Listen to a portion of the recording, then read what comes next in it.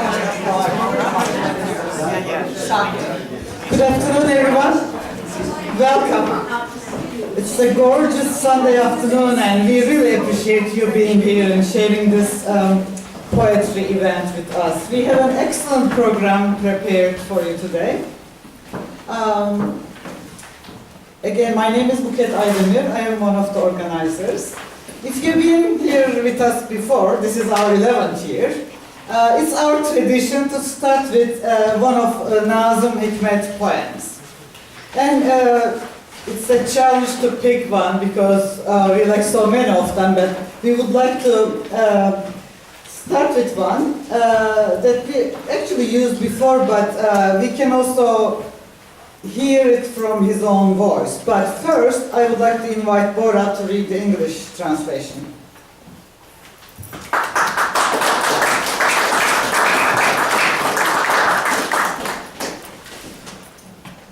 If half my heart is here, doctor, the other half is in China, with the army flowing toward the Yellow River.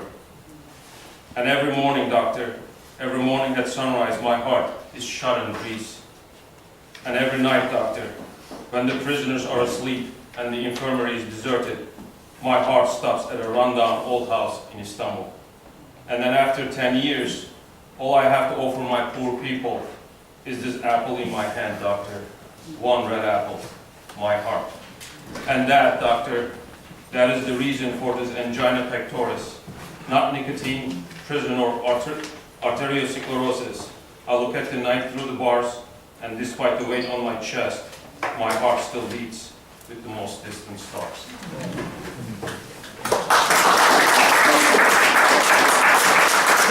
Let's hear it from Nazim now. Angina pectoris. Yarısı buradaysa kalbimin, yarısı Çin'dedir doktor. Sarı nehveru vakan, ordumun içindedir. Sonra her şafak vakti doktor, her şafak vakti kalbim Yunanistan'da kurşuna diziliyor. Sonra bizim burada mahkumlar uykuya varıp revirden el ayak çekilince kalbim Çamlıca'da harap bir konaktadır her gece doktor. Sonra şu 10 yıldan bu yana benim fakir milletime ikram edebildiğim bir tek elmam var elimde doktor. Bir kırmızı elma kalbim. Ne arterioskleroz, ne nikotin, ne hafif. İşte bu yüzden doktorcuğum, bu yüzden ben de bu angina pectoris. Bakıyorum geceye demirlerden ve iman tahtamın üstündeki baskıya rağmen kalbim en uzak yıldızla birlikte çarpıyor. We usually put together the program based on feedback we get from all the festival attendees, and we realize that people like to hear the poetry in its original language too. So even if you don't understand Turkish, I hope it had some meaning for you. So again, as I mentioned before, my name is Buket Aydemir, and this team has been organizing the festival for 11 years actually. We have all been involved in each and every one of the festivals. Pelin Balı, right here.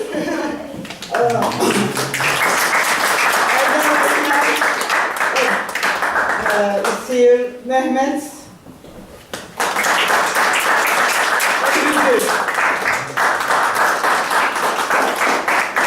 Erda is actually from Duke University. I will mention that later on, but everyone brings their own expertise, but Erda has been a key contributor in terms of finding the speakers, guiding us in the right direction so we can grow.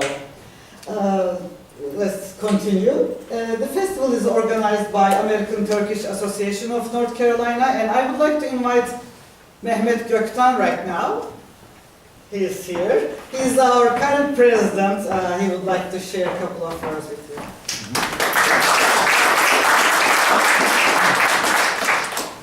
Good afternoon, ladies and gentlemen. As you said, my name is Mehmet Gökten. I'm the current president of the American Turkish Association here in North Carolina. Welcome to 11th Nazim Hikmet Poetry Festival. It's our really honor and pleasure to organize this festival every year with Duke University Middle East Studies Center and support from the Town of Cary Parks Recreation and Cultural Resources Department.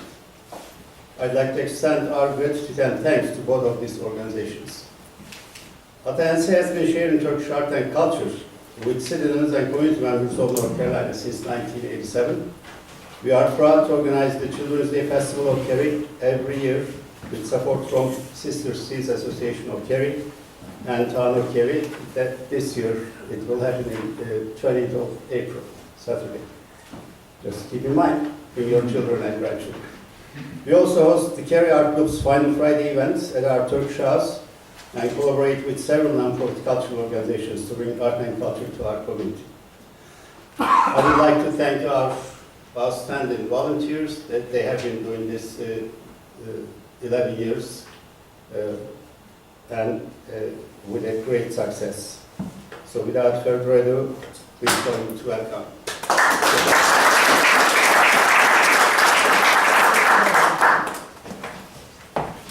And of course, this year, although again Erga has been supporting us, Duke University Middle East Studies officially joined us as one of the organizers.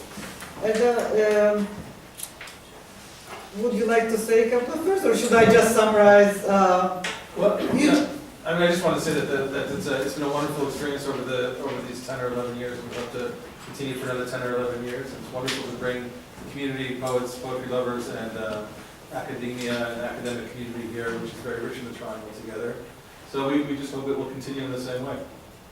Thank you so much, and thank you for all the support you have been providing. And in addition to, of course, this event, Duke Middle East Studies have excellent events that I try to follow and drive to Duke, but most of the time it's an excellent event, so I strongly encourage you to check their website and attend the events.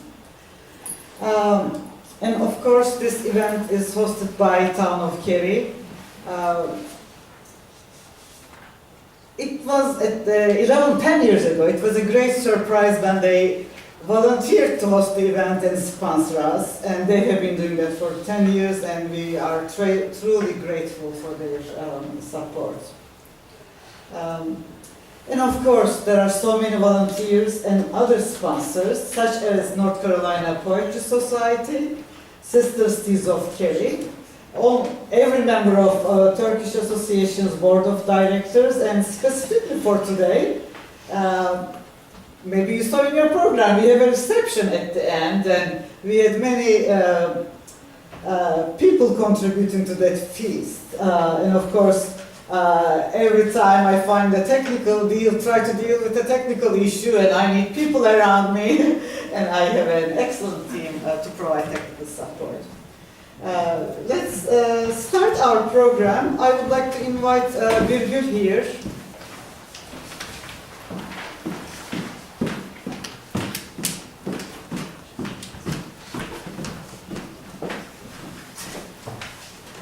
Good afternoon again. We are so happy to have North Carolina Poetry Society with us.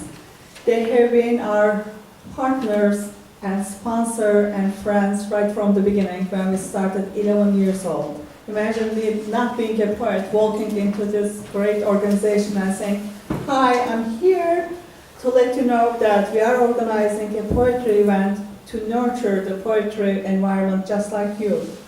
And their organization is one of the oldest organizations in North Carolina, and they've been housed at the Waywood Center and everywhere else with the contests and other wonderful events. We are so very much delighted to have them as our partners and sponsors, and I would like to welcome my friend John Bertocta here to introduce North Carolina Poetry Society and also say other few words. Thank you.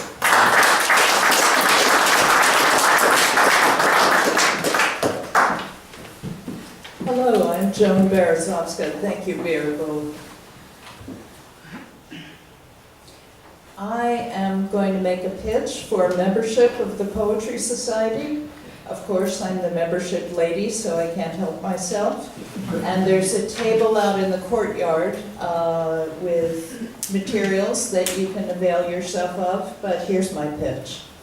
The North Carolina Poetry Society, founded in 1932 and approximately 450 members strong. You know, last year when I spoke here, it was only 300. Serves its diverse membership by offering opportunities to study the art and craft of writing poetry, to participate in contests, competitions, mentorships, and fellowships, and to enjoy a meaningful connection with working poets in North Carolina and outside our state. Membership meetings at Weymouth, the Weymouth Center for the Arts in Southern Pines that Birgul visited in March, yes, this month. These membership meetings held 4 times a year, feature readings, workshops, and an open mic. And we have one coming up in May. Workshops across the state offer poets instruction, support, and camaraderie. The Poetry Society holds annual contests for adults and students. And I've got 2 students who are going to be accepting awards in May, with an awards presentation held each May and an anthology of the winning poems called Pine Song, free to all members. Each year, the NCPS sponsors 2 book contests. The Lena Schul for an unpublished manuscript, with the award being publication, and the Brockman Campbell for a published book. The Randall Jarrell Poetry Contest is sponsored jointly with the Writers Network. The Gilbert Chapel Distinguished Poet Series is a mentorship program in which distinguished poets in 3 areas of North Carolina are matched with selected student and adult poets for a year of study. The Susan Lauder-Myers Poetry Fellowship is a 1-week residency at the beautiful Weymouth Center with stipend for a North or South Carolina poet. The NCPS collaborates with many literary organizations across North Carolina, including Poetry Out Loud, the North Carolina's Writers Network, Winston-Salem Writers, the High Road Festival going on, which just ended this morning, and the Nazim Hikmet Festival. I mentioned Pine Song, the contest awards anthology. Members also received the monthly e-News, an electronic newsletter full of news of upcoming poetry events like this one. Pine Whispers is the print newsletter, published 3 times a year and mailed to members. In these 2 publications, every effort is made to connect poets statewide to opportunities in their communities. The Facebook page is an outgrowth of this effort at Outreach. Members can post their own events and publications and keep up with news. Our website, ncpoetrysociety.org, you don't need to remember that, there are brochures outside,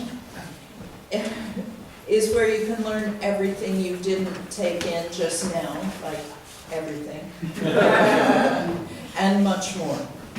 Here you can find links to contest guidelines, the schedule for the next meeting, a link to the latest e-News, and most importantly, a link to the membership page. And how much is membership? $30 a year.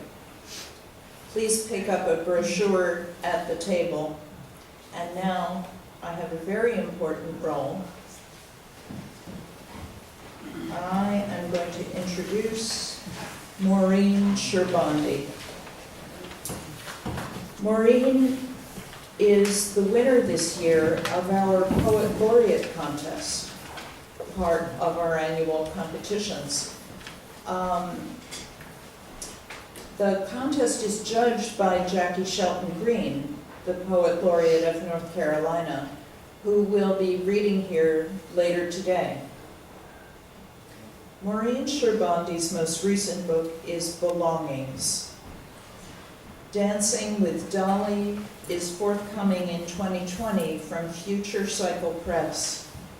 Her work has appeared in Feminist Studies, Southeast Review, Litro, Prelude, and many other journals. She teaches English at Alamance Community College. Maureen Sherbondi.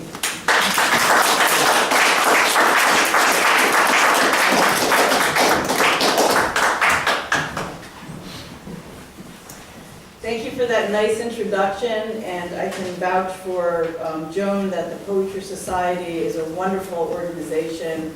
I've been proud to be a member of it for many, many years.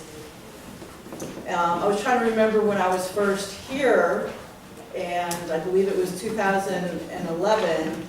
Maria and myself, I think we were winners of the competition, and I felt so welcomed by everyone. I want to thank all of the organizers for doing such a wonderful job and making everyone feel so welcome. So I'm going to read my prize-winning poetry and a few other poems today.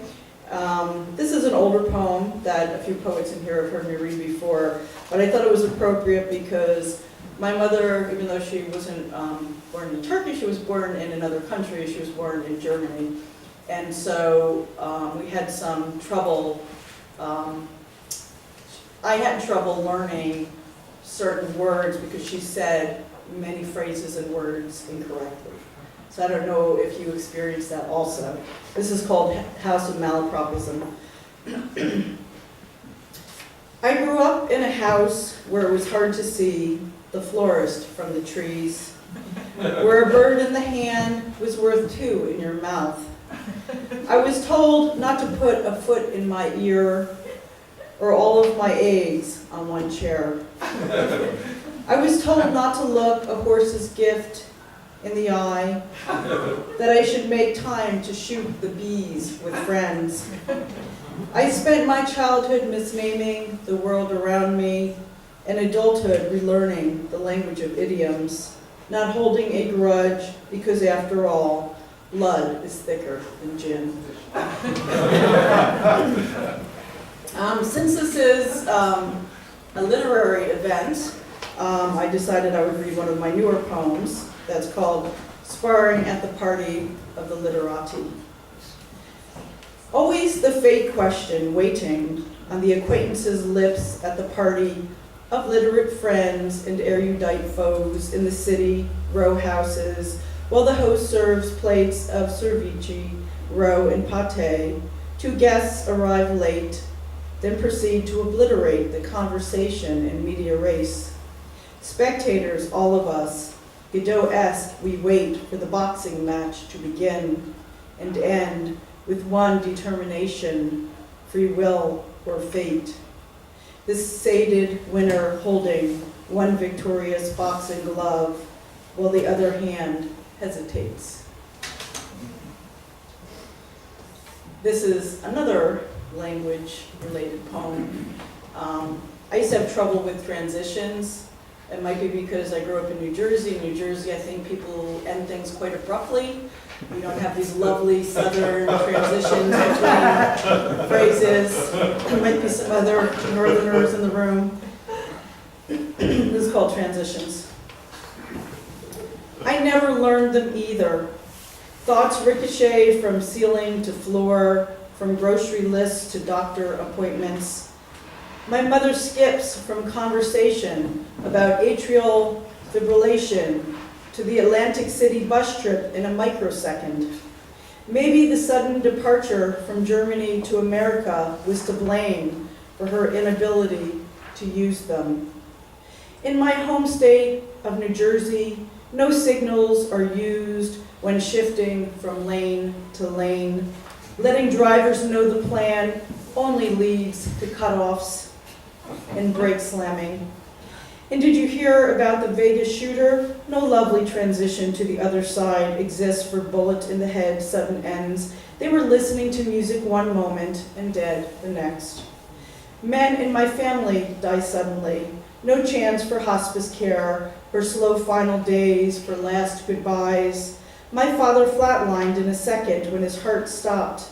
My grandfather's artery burst. He flew away without a departing utterance. In school, my English teacher discussed building bridges between paragraphs. I was home with bronchitis. Life is not seamless. Like bad carnival rides, subjects jerk from one track to the next.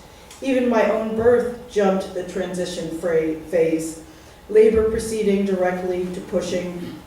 My father left abruptly without a sit-down with us children. Divorce came like a tornado, arriving without warning. I would have made a terrible DJ, no common chords between tunes, spinning talking heads, then air supply. Words on a wall, hope they stick. I'm trying to make sense of a world that throws rocks without a signal phrase or a single warning. Okay, so I'm going to read the winning poem now. It's called Gretel. And two of my books have been about fairy tales, so you'll understand the meaning of this. You can no longer follow the crumbs back home. The crows and blackbirds grew starved over the years. Can you blame hunger for wiping clean the past? Home is never the place you remember anyway. The bi-level house has been shrunken. Those rose bushes planted with your drunk father were ripped out. The neighbors relocated to nursing homes or rest now in boxes set deep inside the earth. New children play catch in the street. A different dog barks at night. Around the curve, another father is punching holes into walls with his angry fist. It is long past curfew. Do not ask how to arrive back home without notice. Do not ask where the siblings went in the spent hours beyond dusk. You have forgotten to return after years away. There were dances and games, meandering travels. Here, the dog no longer barks in the yard, and the songbird on the sill has gone silent. Now you set older fists against the familiar red door, but only ghosts wait upstairs inside your parents' bed.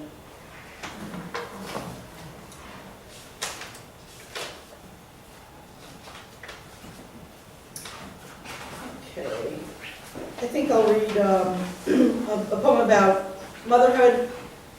I think the fathers can understand this also, especially fathers who have jobs or who write or have other hobbies.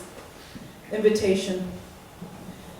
My son tells me I never take an interest in his world. He fires this bullet as I'm scrubbing pots and pans again. My day is buried in mindless chores, I try to say to him. Who will fold your clothes, put away the forks and spoons, create order in this chaos? He does not want to hear these things. All he wants is a green light of welcome on my face when he brings me a cicada, June beetle, or ladybug. Now I look into his eyes. Now I see his invitation. He has been inviting me for many years, all through falling leaves and hot, still air. I was too busy keeping this house in order to notice he was building a house of his own. And I'll end with a poem about departure. It's short. It's from The Art of Departure, the title poem of the book. I'll be departing and sitting back down.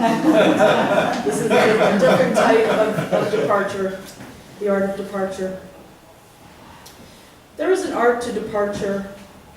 Wear a grin on your face, chin up, shoulders back. Walk slowly. Memorize the house, the walls, the faces. Turn the knob, meander out. as if you'll be back later, as if you're just wandering up the driveway to gather another day's delivered mail. Thank you for listening.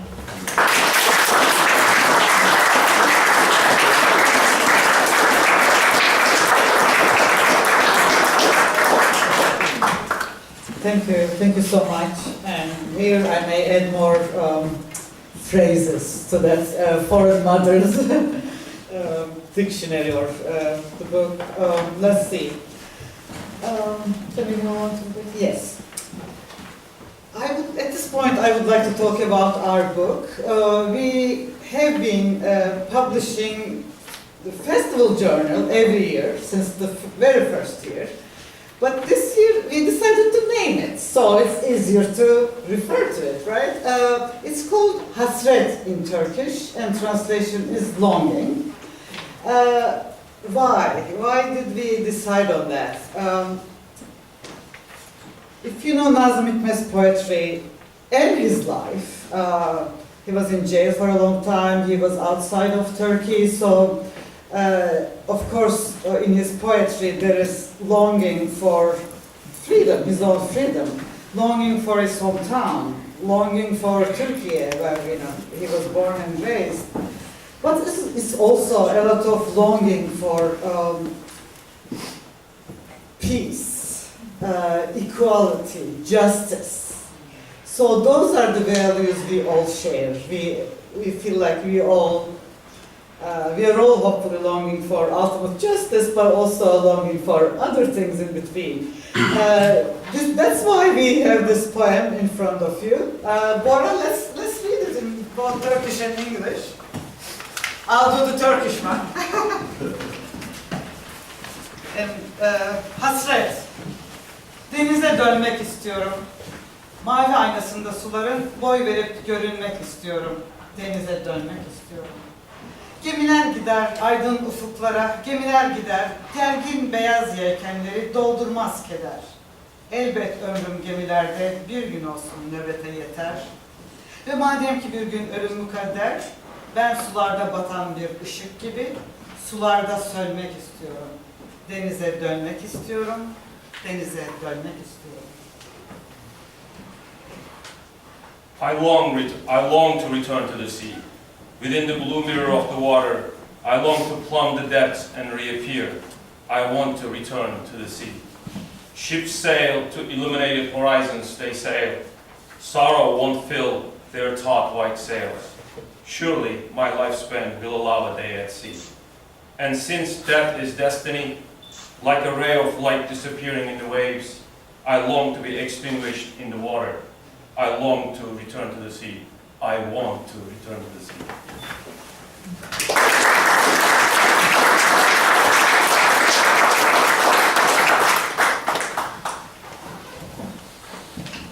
Festival was started with the main goal of serving poetry. Of course, we are in the United States. Of course, it's going to be poetry in English. But also serving we had a competition to serve the young poets, hopefully, or established poets. But that service also includes translation of poetry from other languages into English. And guess what our expertise area is? Of course, Turkish poetry, right? So we had several attempts in that direction. In our previous books, we included Behçet Necati's translations. Meriç Cevdet Anday's translation was published as a separate book as part of the Divitçi Prize. So we had many attempts like that. We had good results, but we never had a contact in Turkey who would serve as a bridge, would guide us in a way to do or to focus on the right poets in Turkey that are active today. So, Shalab Hashmi is one of our previous winners, and I have been following her, we have been friends, and I saw her posting from a poetry event in Istanbul. It's called American and Turkish Poetry Day, and they actually had 3 different locations. And I was talking to her, I was asking for her advice regarding this festival. Again, as I said, we are always trying to hear and trying to get feedback from everyone. She said, you know what? The person who organized that event was excellent. She felt like we shared the same values. So she suggested that we connect, which we did, and here we are. We have translation of Şükrü Erbaş's poetry, thanks to Efe. So we wanted to have an interview. Your program says interview with Efe Duyan, but unfortunately he's flying from Athens, Greece to Istanbul right now. But he did send a short clip. Okay, please.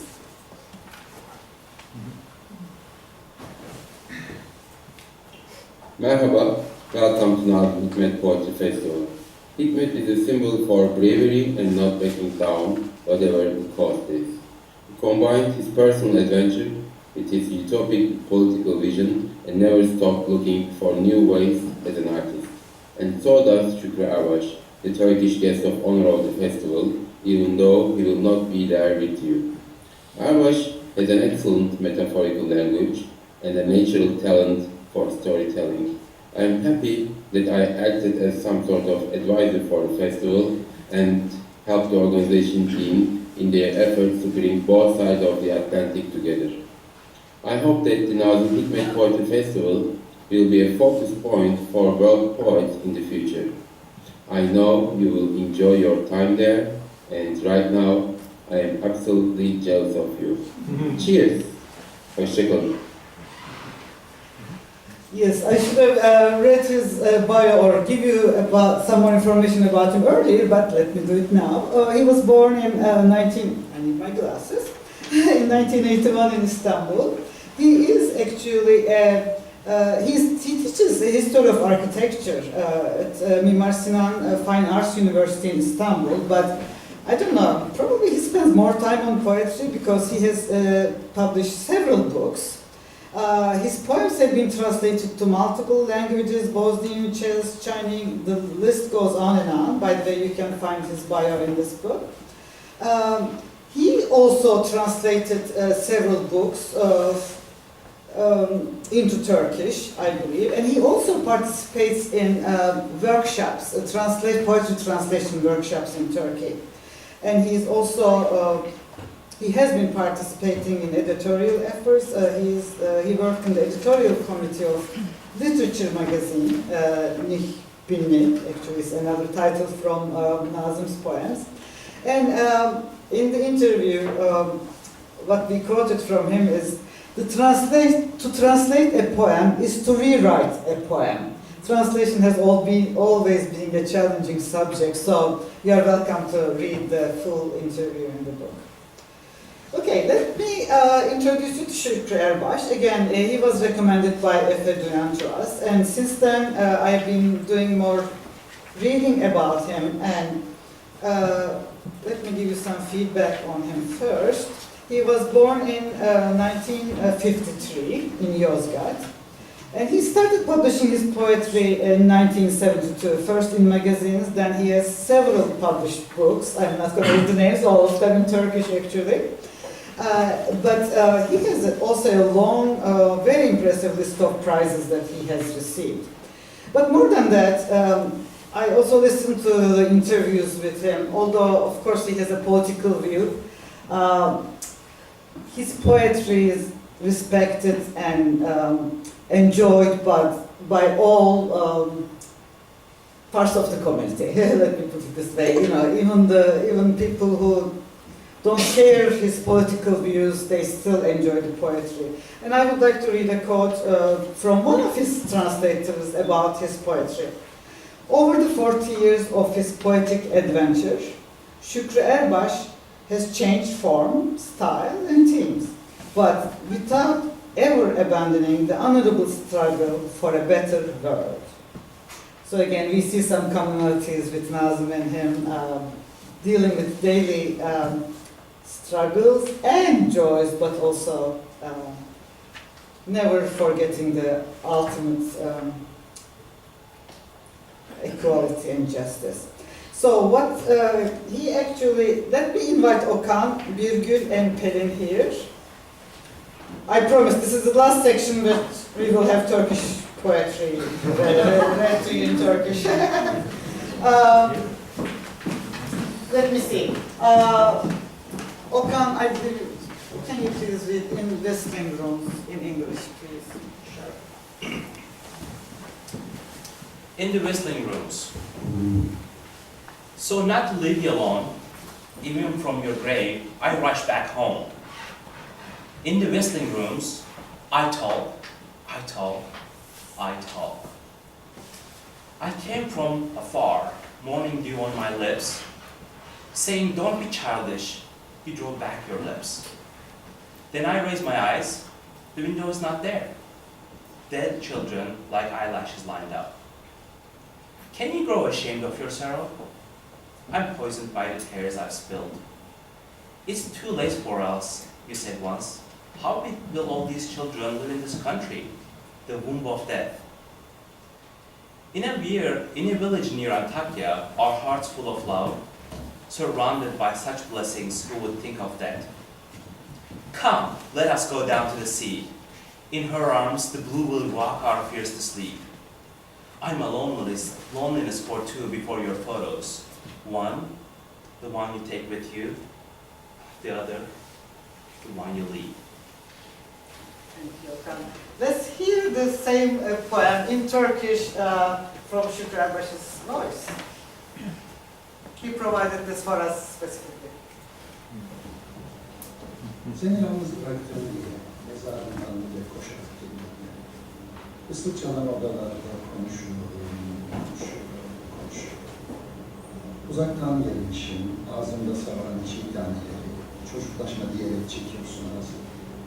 Sonra kaldırıyorum yaşamı, pencereleri, sıralı kirpiklerini çocuklarına. İnsanın acısından utanır mı, döktüğün yaşlar bizi gülüyor. Bizden geçti de demiştim, hep sırrının rahminde, bu çocuklar nasıl yaşayacaklar bu ülkede. Antakya'dayız, vakıflı köyünde kalbimizi seviyoruz. Bu iyilik içinde kimin aklına geliyor? Deniz kıyısına gidelim haydi. Mavi göğsünde uyutur biraz korkumuz. İki kişilik bir yalnızlığın fotoğraflarının önünde. Birisi alıp götürdü, öteki kötü gitti. Sorry about the audio. I tried to adjust the voice, but hopefully you were able to hear his tone and rhythm a little bit. By the way, if you are wondering, the books on the left are his books actually, and what it says on the right is red cat, and underneath it says never without cats, never without books. Yeah. So let's hear another one. Let me just ask, do you want to hear in English first or Turkish first? Turkish first? Turkish. Turkish first. Oh God. Oh no, Tanrım, nasıl? No, I'm trying. Not the... Which one you want? Okay, You go. I go first. Tanrım nasıl? Caddeler bu yükü nasıl kaldırır Tanrım? Bu kalabalık fazla, bu akşam fazla, bu yağmur fazla. Odalar Tanrım nasıl dayanır bu boşluğa, akşamlara kadar, sabahlara kadar, uzaklara kadar. İnsan sevgisiz Tanrım nasıl yaşar? Bunca arzudan sonra, bunca büyüden sonra, bunca gözyaşından sonra. Zaman Tanrım nasıl büyütür bizi? Güzellik olmasa, yalnızlık olmasa, unutmak olmasa. Ölümü insan nasıl kabul eder Tanrım? Ağaçlar yaşarken, bulutlar yaşarken, çocuklar yaşarken. Oh God, how? How can streets bear this burden, my God? This crowd is too much. This night is too much. This rain is too much.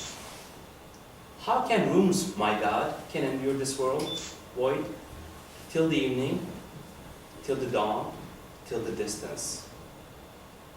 How a man can live without love, my God, after so much desire, after so much bewitchment, after so much weeping? Time, my God, how would time raise us? Without beauty, without solitude, without forgetting. How can man accept death, my God? As trees live, as clouds live, as children live.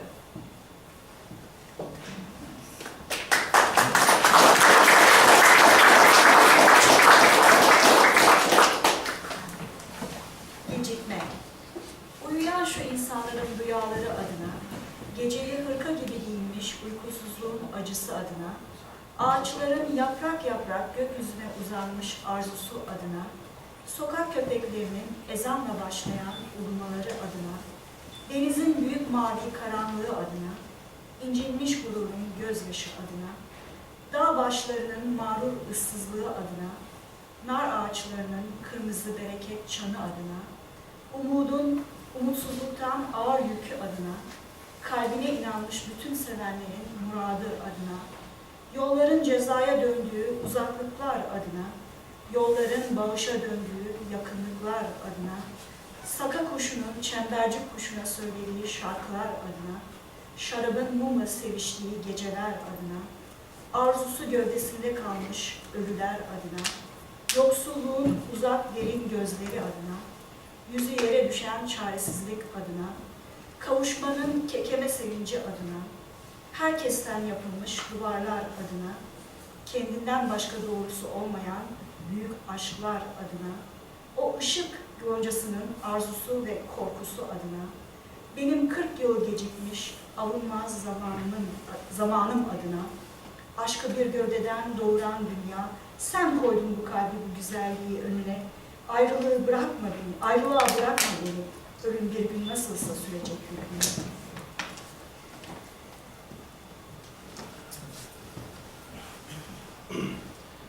Too late.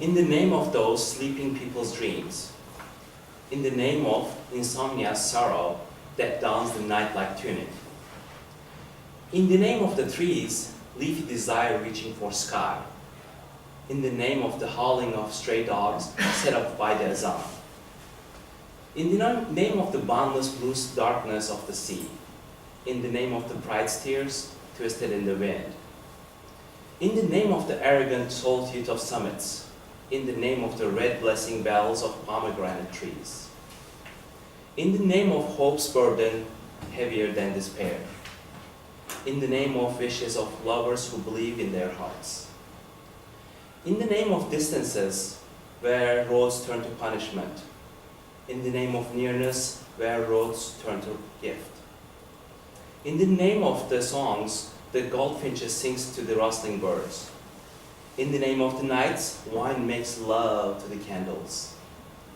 in the name of the dead desire trapped in their bodies, in the name of the distant deep eyes of poverty, in the name of the bow and scrape of helplessness, in the name of the stammering joy of reconciliation, in the name of the walls built from each and every person, in the name of the love that knows no truth other than itself, in the name of the fear and longing of a light bud, in the name of my unconsolable time 40 years too late.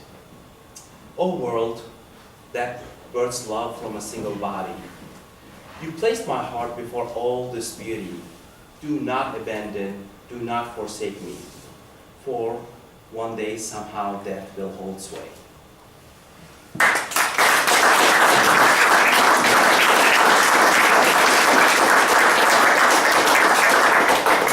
Thank you. Thank you, my friends, my co-organizers, and thank you, Okan. It is a great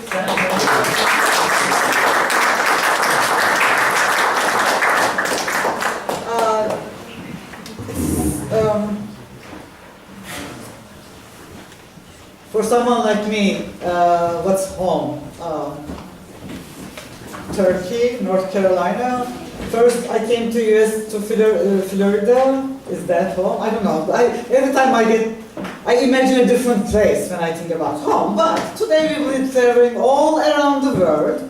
So with Nazim, we were in Turkey. We came to US, then we went to Turkey again. It's time to come back to North Carolina. Let's do that. Mehmet, can you please come here?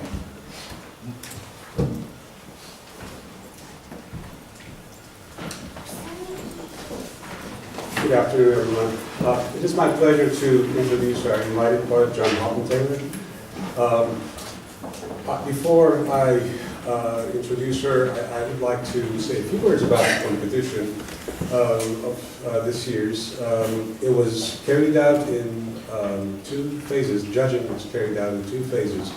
And our invited poet, John Taylor, was one of the preliminary judges for this year's competition. But this is not the first time John is doing this, so he's done this for many, many times before. Thank you, John, for all your contributions to the competition and the festival. Okay, very briefly, John Taylor received his MFA in poetry writing from Virginia Commonwealth University. He's the editor of a poetry congress for the cultural journal Connotation Press and Online Artifact. And for 9 years, he served as personal assistant to Toni Morrison. He's currently the professor of creative writing and literature at East Carolina University. He has 3 books published. Lives of Water, Anticipate the Coming Reservoir, and Domestic Garden, which was the winner of the Brockman Campbell Award for the best volume of poetry published by a North Carolina writer in 2015. With that, John.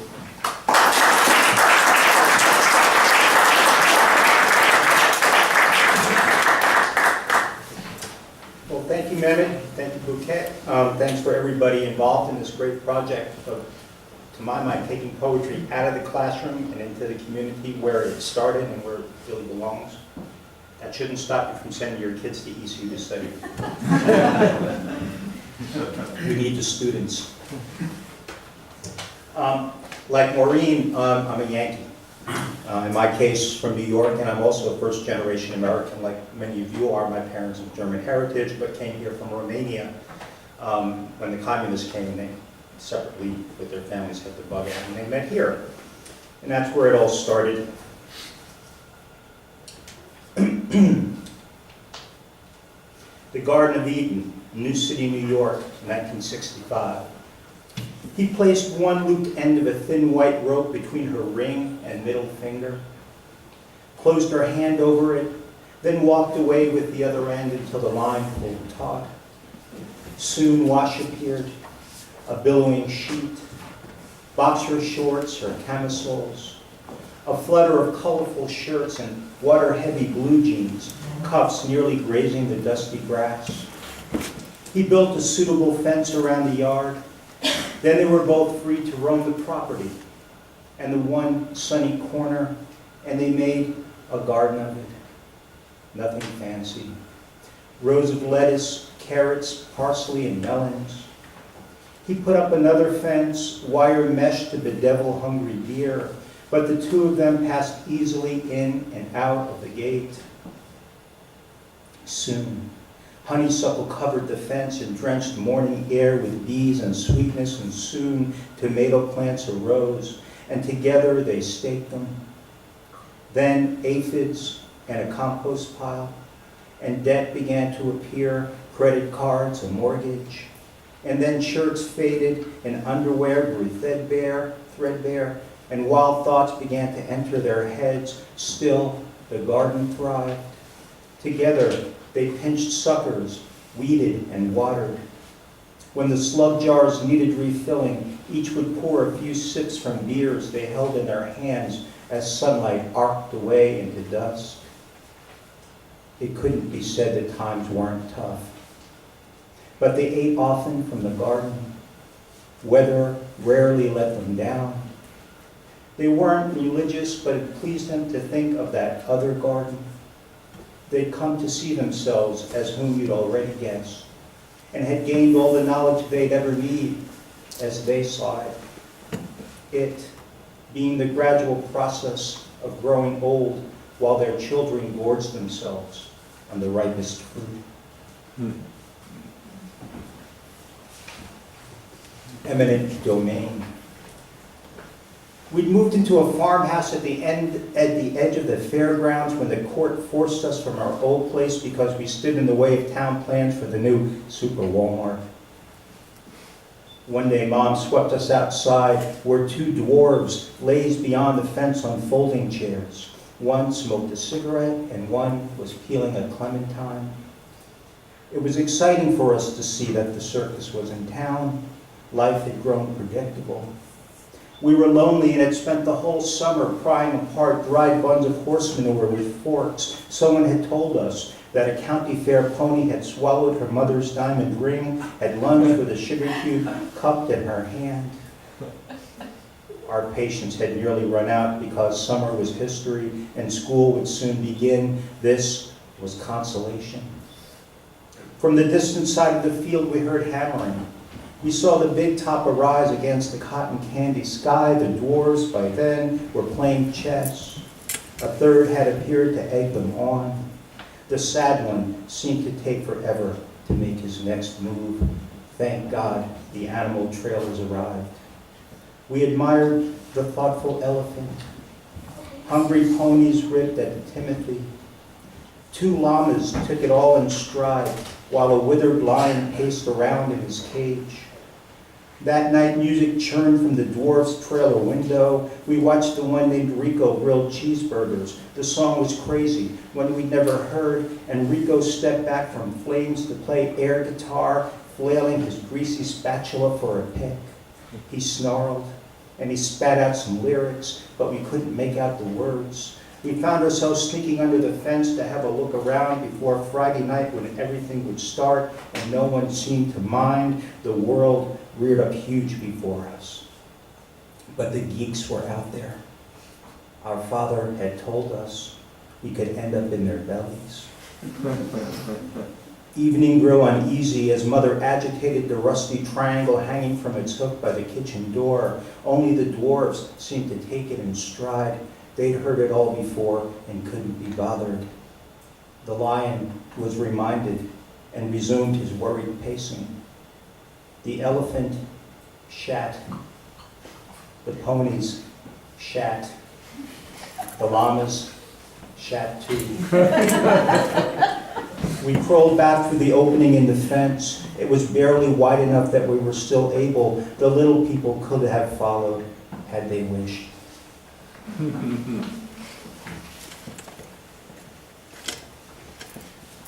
Well, we're getting close to Easter, so this one's called Passing. I've just received a text that says a buddy died last night, but that doctors brought him back to us with a shot. And so my friend is a Lazarus. I'm in a boathouse owned by another old pal. He's traveling for work somewhere abroad. Mallards have lifted from the vernal pond, and thousands of frogs are singing because it's raining. I wish Bill was here so we could talk about our friend who is gone and returned. Crows call to each other across the lake, same old story. There's danger, and it surrounds us. And now, the blue heron I'd failed to notice pulls his legs free of mud and flies away. A small falcon skims the shoreline. When he was raised, was Lazarus pleased? I wonder how he lived the rest of his unforeseen days. Were his preparations any different than they'd been before? It's early March, and Easter will be here soon. Jesus, too, realized how permeable the membrane is that keeps us this side of death, and that the dead can come back if they're summoned. The ducks, the hawk, and the heron have passed on through to somewhere else, but the joyful frogs remain crazy with song. A hunter's gunshots punctuate the distance. A single crow lands in the crook of a tree, and it seems as though the blessed rain has nearly stopped for now.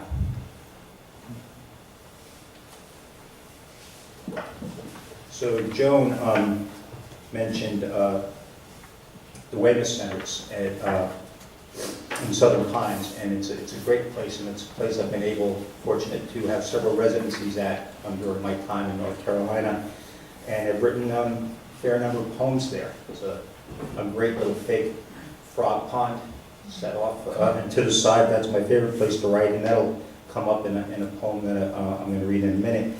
But this next poem is a new poem I've never read in public before, so I haven't learned how to inhabit it quite fully yet. So thanks for putting up with it. I was there last summer, and I was there on the 4th of July and wrote this poem right out there on the deck. The tentative title is Great, playing off of Donald Trump's Great Again. A hummingbird just visited me on the porch, attracted, perhaps, by my red beer cozy. Or maybe she's the raven at the window this morning, shape-shifted now to remind me of change. A cherry bomb explodes beyond the trees, and a bullfrog bellows prematurely. On another day, I'd have thought, gunshot. It's the first thing that should go through everyone's mind. Is it another unarmed black body shot in the back? Everyone's mind seems polluted with noise, and now another blast, hollow point, disturbing the peace. My father hated the 4th of July. He'd escaped communists in Romania, was born into war. If you want fireworks, he'd say, go join the army. He loved his new country, but it was hard. Labor he believed in most, and it killed him. His American dream for us. Like so many immigrants before, forced or otherwise, he worked himself to death. Ask anyone who knew him. This year, there's nothing to commemorate but dying. It's taken me 57 years to feel this bullseye growing like wings between my shoulder blades.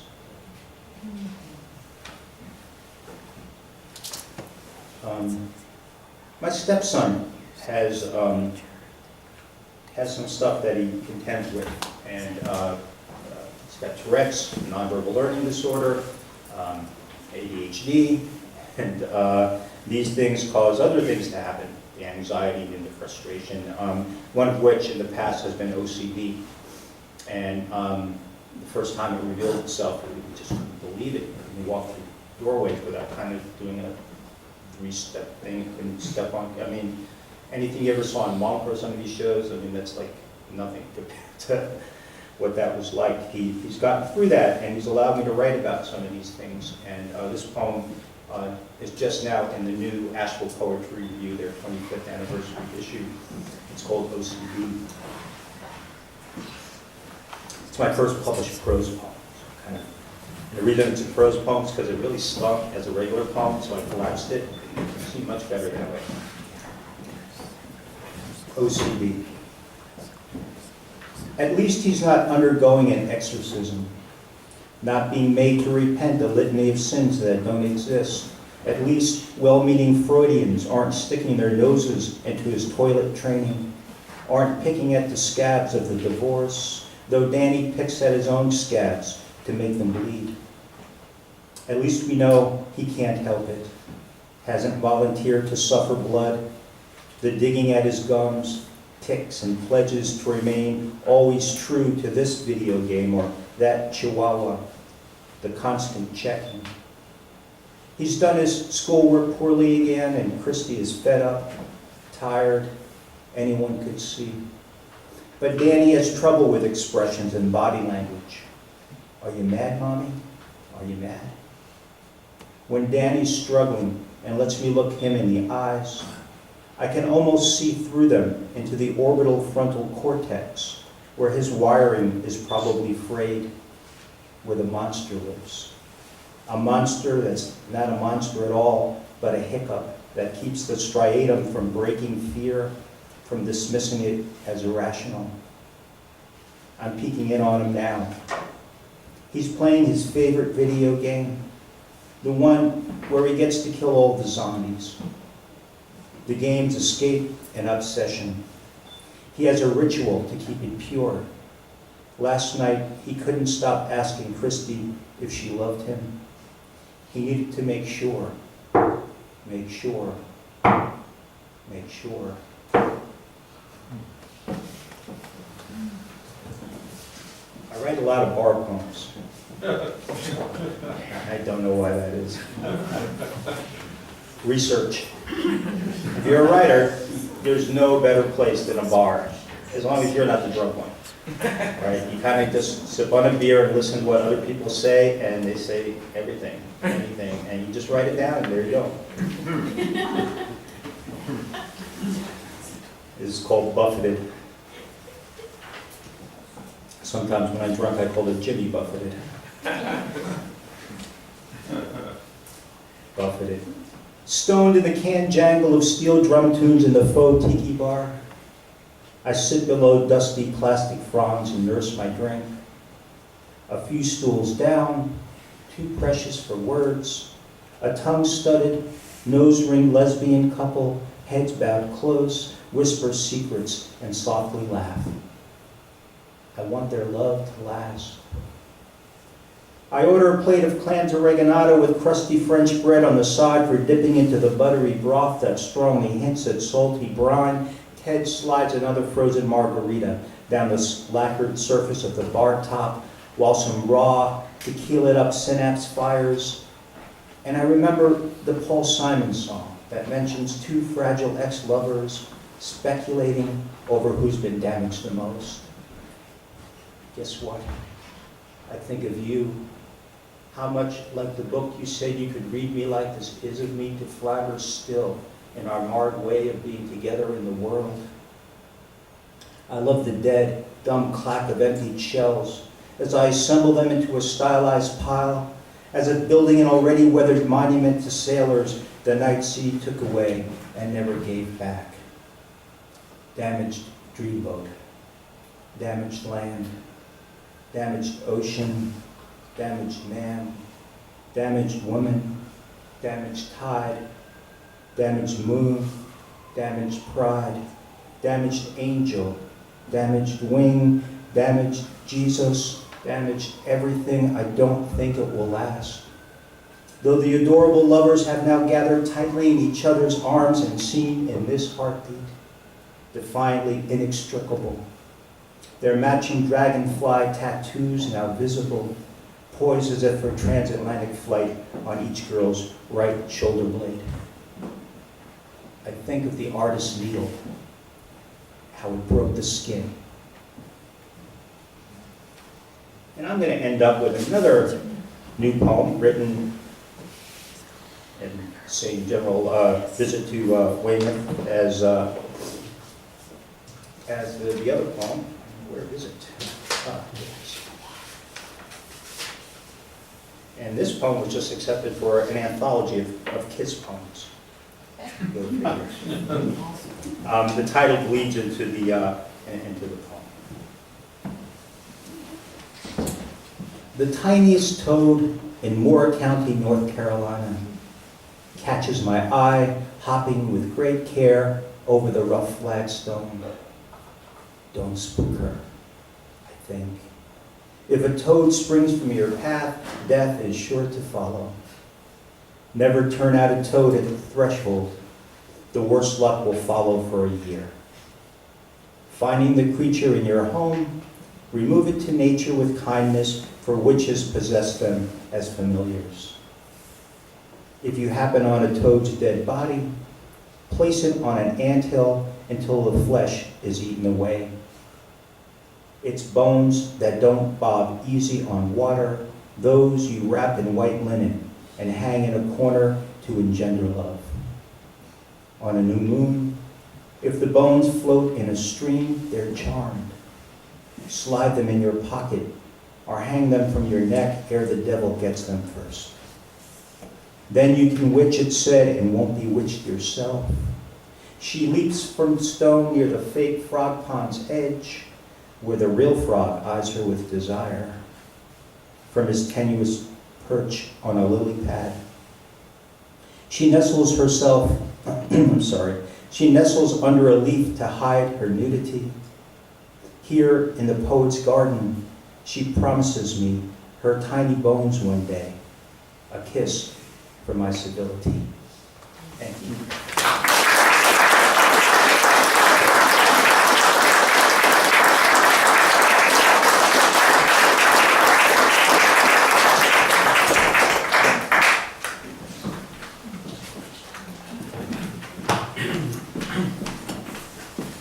The Nazim Hikmet Poetry Prize is annually awarded to poets in the United States and abroad in recognition of the humanism, social engagement, and poetry of Nazim Hikmet.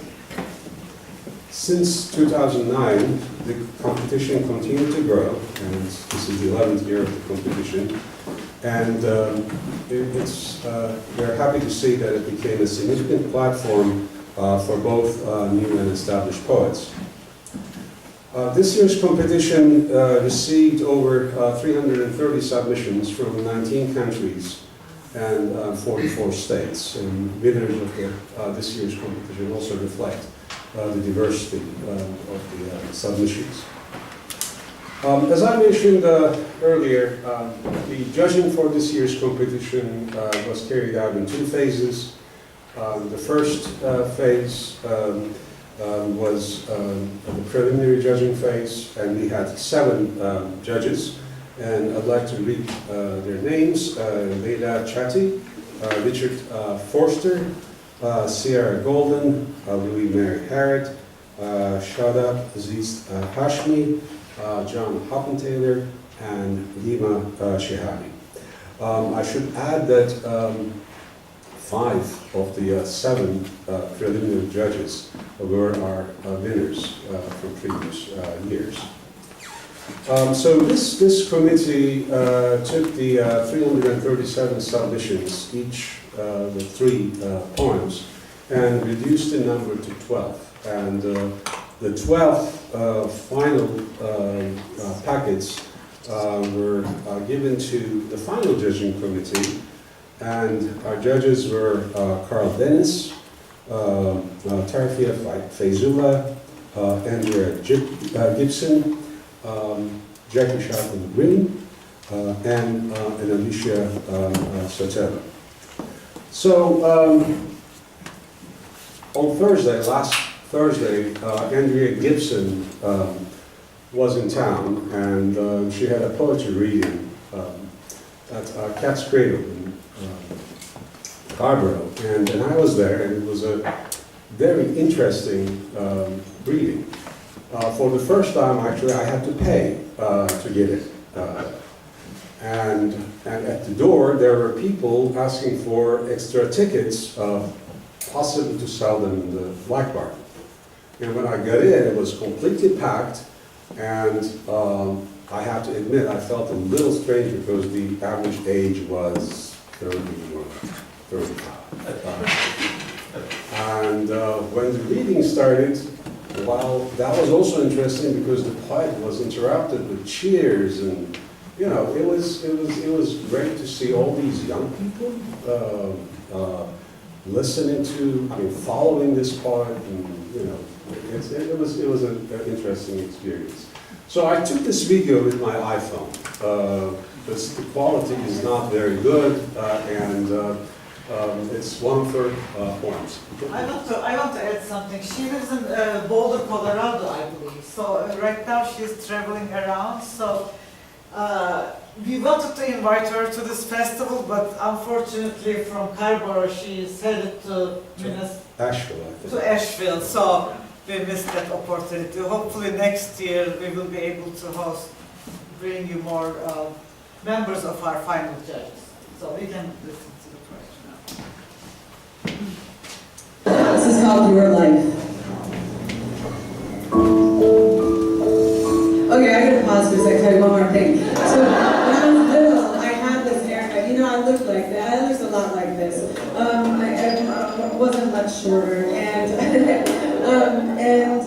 whenever I'm reading this poem, I feel like I just shrink. I can feel my little self with this exact haircut, and I just need to.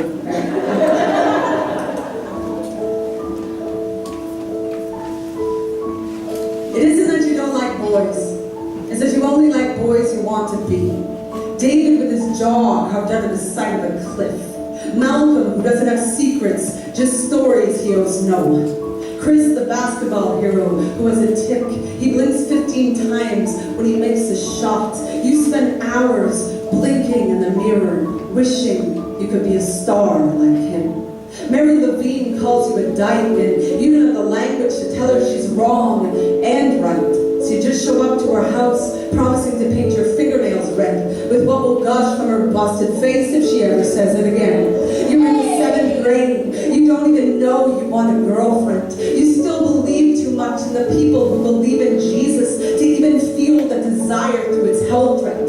You just want to kick your desk on the way to the principal's office, slouch in detention, want to cut your hair and spit out whatever you don't want in your mouth, your own name even, skirting around the truth. You don't yet know the boys are building their confidence on stolen lands, but you do worry the girls might be occupied with things you will never understand or ever be good at. You take one pretty step and feel like you're pouring bubbles into your own bloodbath. You don't want a soft death. You want a hard life that is your life in the locker room that doesn't stop demanding you keep your eyes on the floor. Your life at the prom where you run home in a snowstorm, checking your last pair of heels in a snowbank, realizing you are the only boy you ever wanted to tear your dress off for. Your life, the first Christmas you spent alone, the years you learned to build your family out of scratch. Your life when someone drags you from a restroom by the collar of your coat. Your life every time airport security screams pink or blue, trying to figure out what machine setting to run you through, choosing your life and how that made you into someone who now often finds it easy to explain your gender by saying you are happiest on the road when you're not here or there but in between, the yellow line running down the center of it all like a goddamn sun beam. Your name is not a song you will sing under your breath, I promise. Your pronouns haven't even been invented yet. You're gonna shave your head and drive through Texas. You're gonna kill your own God so you can fall in love for the first time. They're gonna keep telling you your heartbeat is a pre-existing condition. They're gonna keep telling you you are a crime of nature. And you're gonna look at all your options and choose conviction. Choose to carve your own heart out of the side of a cliff. Choose to spend your whole life telling secrets you owe no one, to everyone, till there isn't anyone who can insult you by calling you what you are. You holy, blinking star. You highway streak of light, falling over and over for your hard life, your perfect life, your sweet and beautiful life.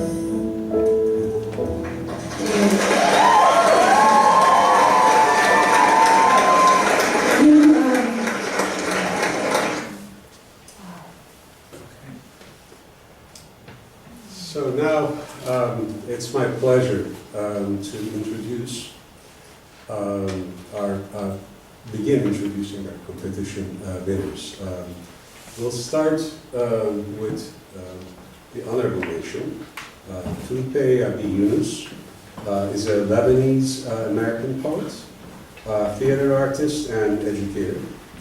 His work is featured or forthcoming in Pen, Maps for Teeth, Sukun Magazine, Food, and Tinderbox Poetry Journal. As a teaching artist, Felipe has taught workshops in Beirut, Florida, the Bronx, Manhattan, New Jersey, and Connecticut. Felipe? Yeah.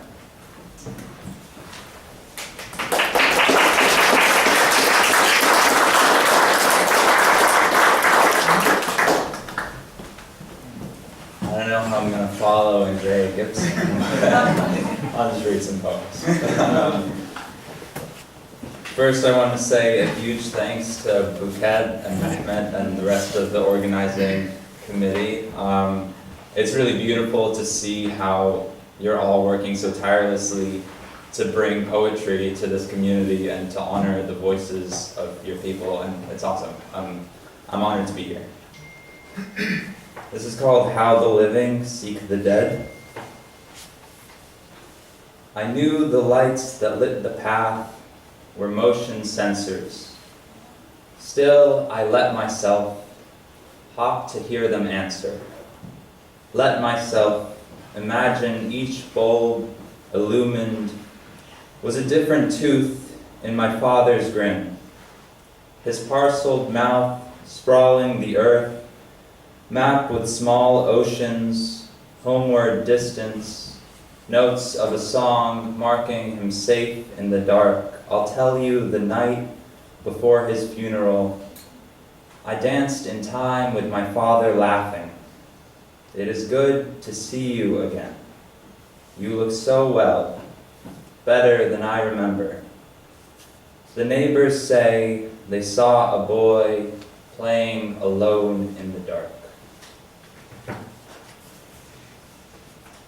Do we have any Fairuz fans in here? So I grew up listening to Fairuz, and recently I kind of became interested in her because she is so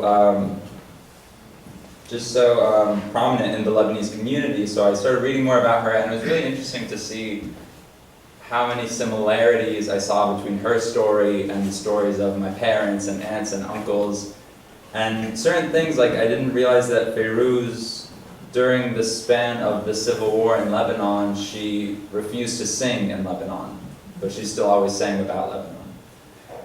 So this is called Every Fairuz Song is a Separate Grief and the Same Joy. Sometimes a mountain daughter takes her name from the blue of a stone, and sometimes she is given a sore back and minimum wage. Still we sing for our country, all her people gone, gathering softer language. Still we sing, mountains murmur in all our refrains. A child knows how to hold a distant mother. Prop the radio on night's window, and when the neighbors call the cops, forget America.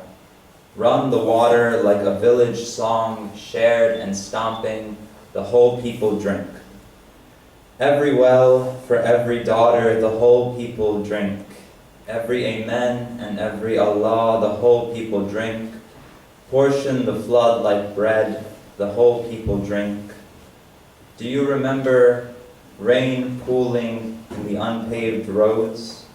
Habibi, call sometime. My parents used to say, Fairuz makes music so beautiful, even the American people kneel on the steps of her voice. Did you ever think someone would sing about us with America listening? I'm going to transition to my phone real quick to read just two more. So this is called, In Her Son's House, Aunt Lena says, close all the windows and let the onions soften. Exhale their old life into these walls. Let the cinnamon stick sink and languish with whatever ghosts split this home. They may flicker the lights, dig cracks into the windows, and we will float bay leaves in a pot of beans. Makhluta, mixed. The long dwellers and the past half-living, even ghosts, traverse something to arrive. The way we bound from Beirut to Cyprus, Philadelphia and New Jersey, forgetting the lamb bone still on the stove, coming up for air over and over, and sinking back down to love the water over and over. Flick the rose water on all the glass, wrought from ancestral dirt. A ghost is anything that remains, and this home is not rented, is not sprout in a field of war. This can be left with our claw marks and our bites and our bodies sleeping. The rice has softened, and the pot is rife with spices, all to tell the ghosts freely hanker. This can be ours together, collect and gather for dinner. You have had a long way here. And one more. This one's kind of a work in progress, but why not? Also, shout out to my New Jersey people here. This is sort of an ode to the IKEA in New Jersey. On Sundays at IKEA, we watch the airplanes. Sandra and Nanu and Noah and me running to get seats by the big window. And yes, our parents are running too. And yes, our parents are the kind of immigrants who leave the house at 2 for a 1 o'clock appointment, but leave the house at 3 for a 10 o'clock flight. I mean 3 a.m. for a 10 p.m. flight. I mean 3 a.m. 2 weeks before the flight. I mean, we go to IKEA to watch the airplanes. And maybe someone told us we could rebuild home here. Or leaving anything reminds us of home. So we forget our small town by way of 80 East, past Newark Airport, turn at Elizabeth Seaport and arrive beneath the blue and yellow sign. Sandra jokes, but maybe she is not joking. Take me with you, as another plane asserts no homeland roaring. And we don't know where any of them are going, but we know our parents speak about Lebanon like the sun raves about the morning from behind the moon.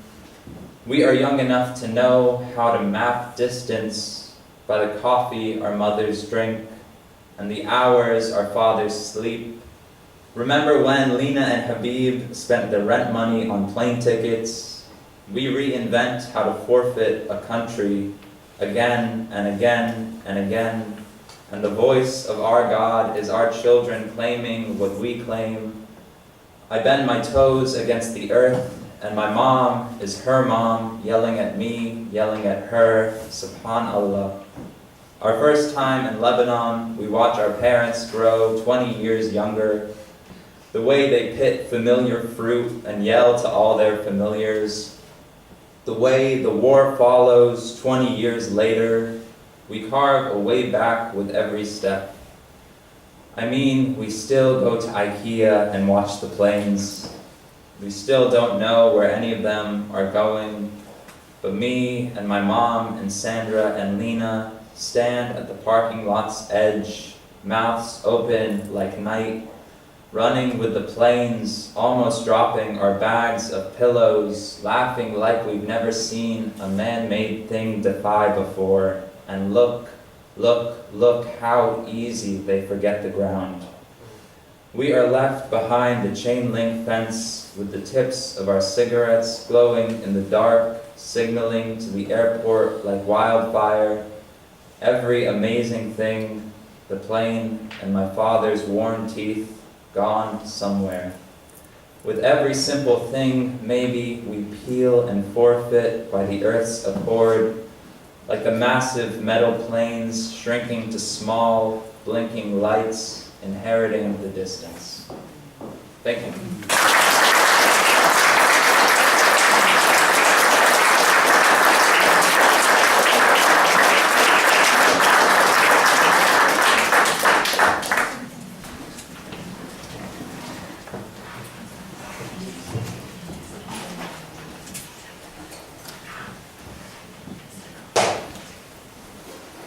For our third prize winner, we go all the way to Anchorage, Alaska.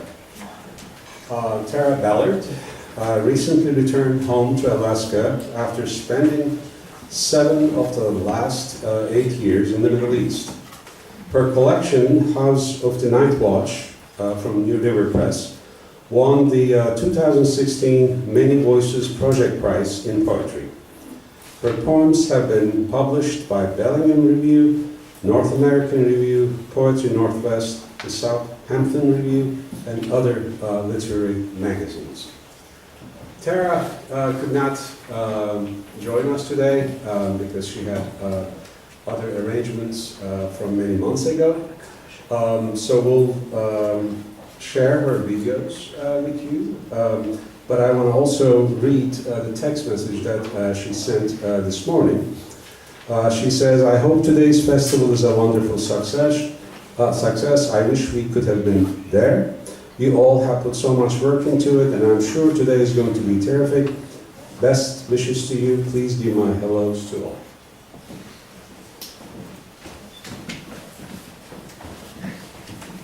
Hi, my name is Tara Malik, and I just wanted to say thank you for the opportunity to participate in the Nazim Hikmet Poetry Festival.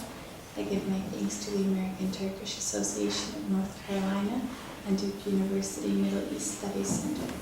I thank the organizing committee and the judges for choosing my set of poems as one of the Nazim Hikmet Poetry Prize winners, and I thank you for the important work that you are doing for the literary community.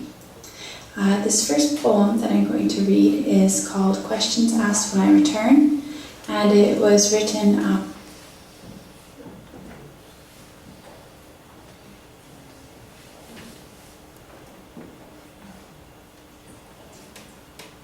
Sorry about that.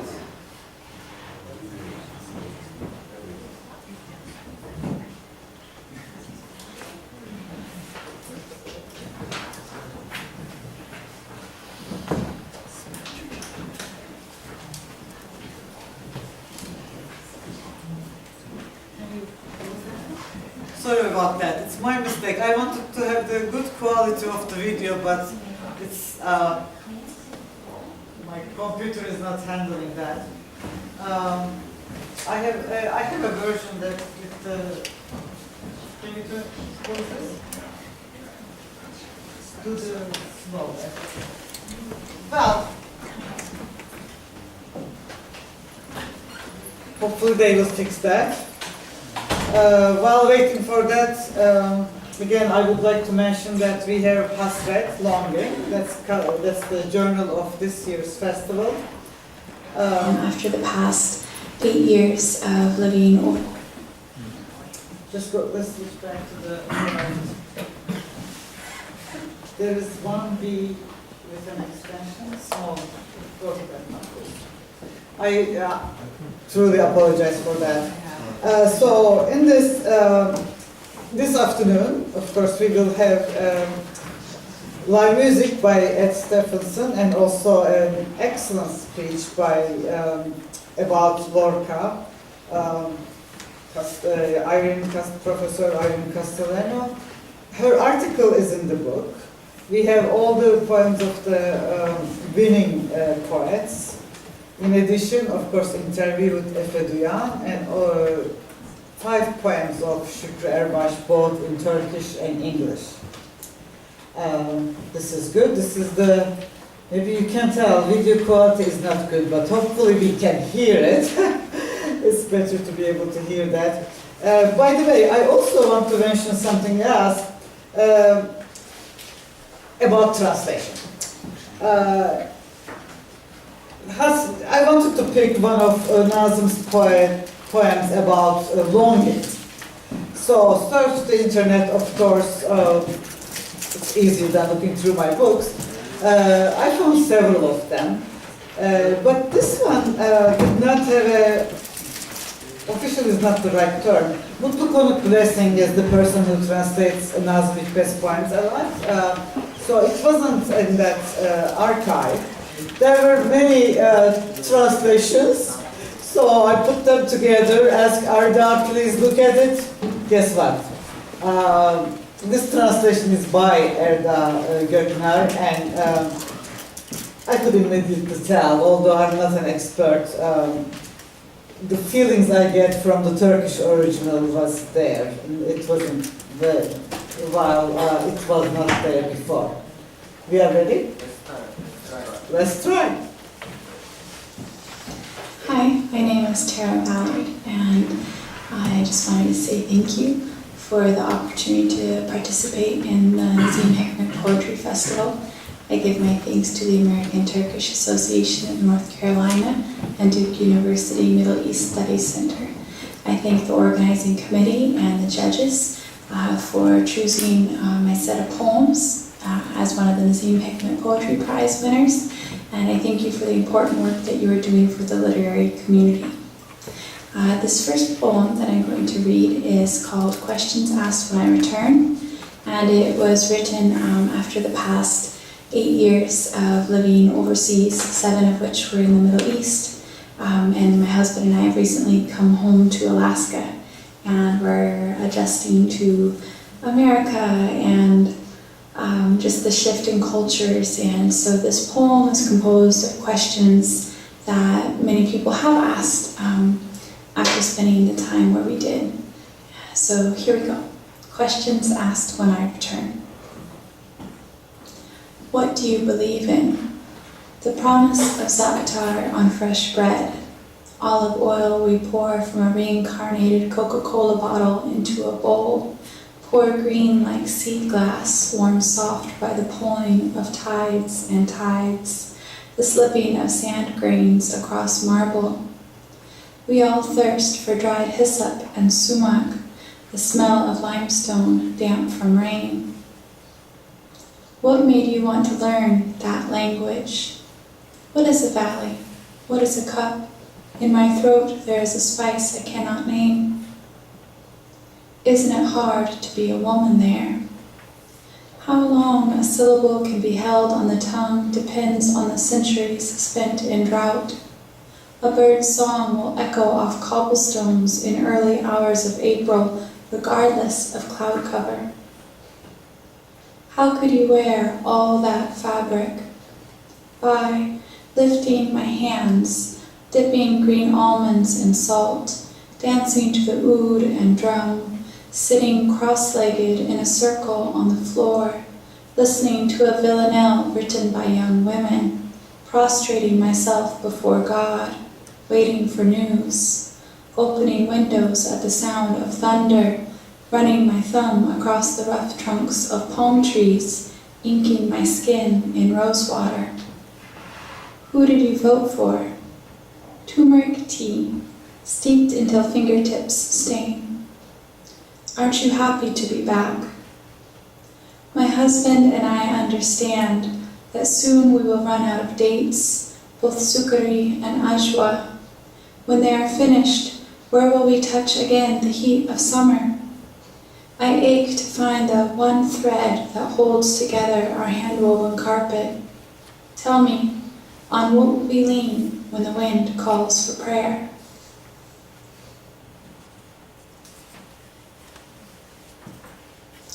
This second poem is titled Sister, and it was written as we were preparing to return to America and just trying to understand what was going on, what is going on here politically, and contrasting it, comparing it with where we were currently living, and just trying to understand where I fit as a woman, as a poet, as a citizen, and still struggling with that.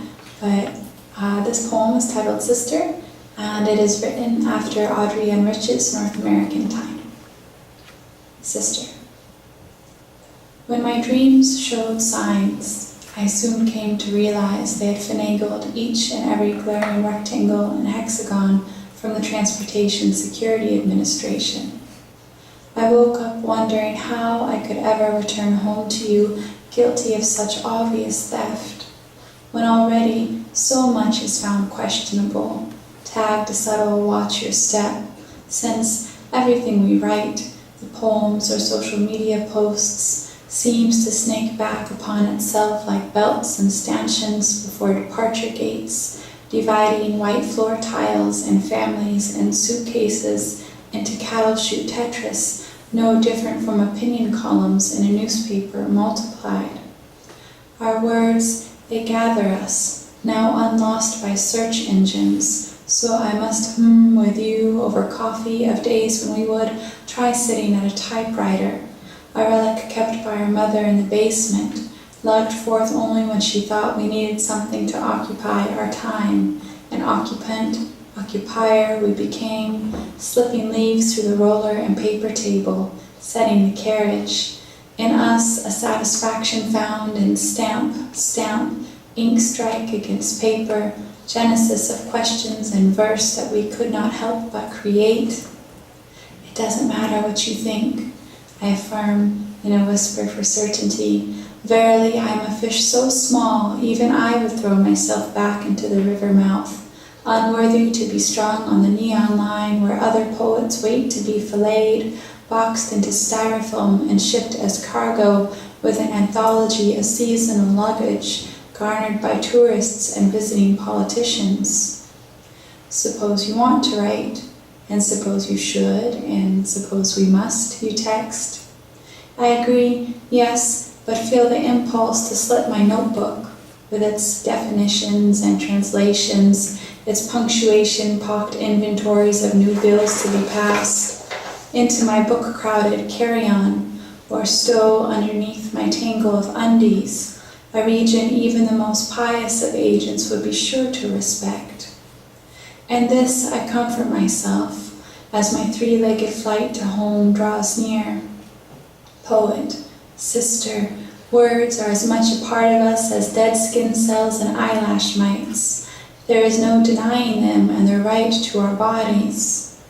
I am confident, though, that if Plato were a present intimate to our republic, we would undoubtedly be more careful, as I am thinking this in a country where poets are jailed or mercifully given to exile, where observation is explicit and ours tries to deny any such parallel.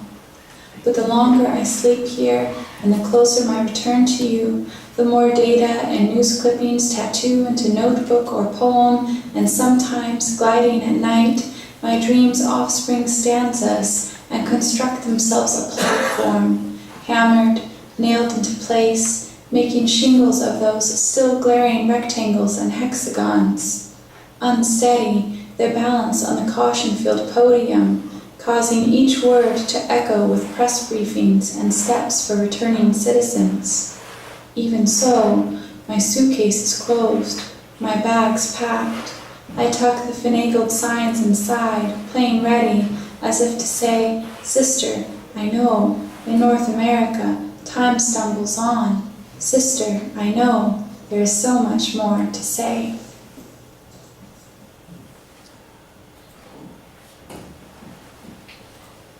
This last poem, the third in the group, is titled Translation, and the structure of the poem is influenced by Zaina Hashem Beck's poem titled Naming Things, which is in her collection Louder Than Hearts.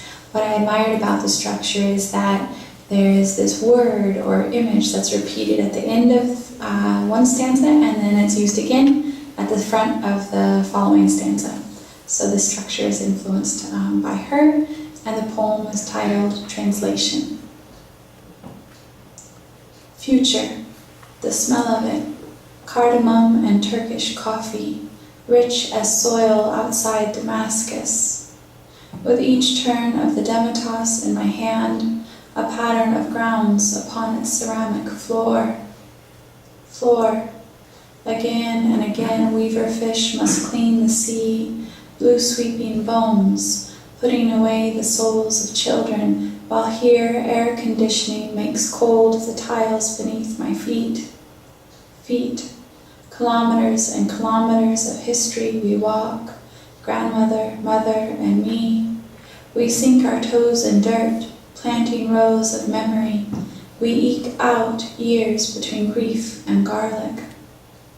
Garlic, half moons and multiplicity, a chrysanthemum globe collected and boiled with what feeds us, platefuls of rice and night and stars. A package dear like earth, this bulb. Light, a spider hangs from the ceiling. It dangles above the two of us, listening while we speak what is not to be spoken in what would otherwise be a dark room.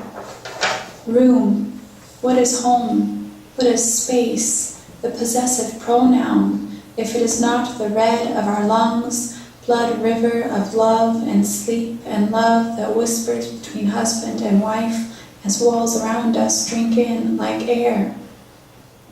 Air. A mother of many once declared the universe an olive tree, silver cast leaves, innumerable planets.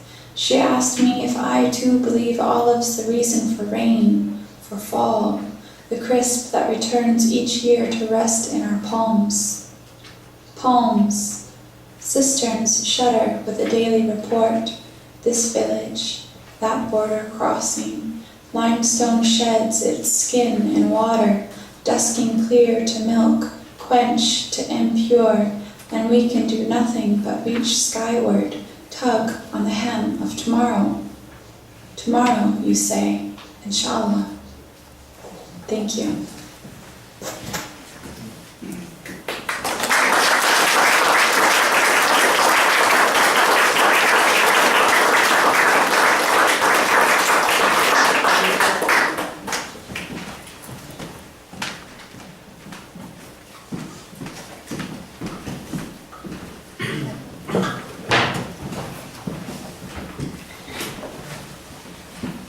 One of the best sides of being an organizer of a poetry festival is that you come across many people over the 11 years and meet many poets.